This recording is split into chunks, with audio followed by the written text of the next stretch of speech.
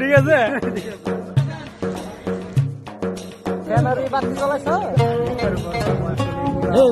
আপনার তো মুখ খারাপ আছে আমার মুখ খারাপ কিছু কইতেন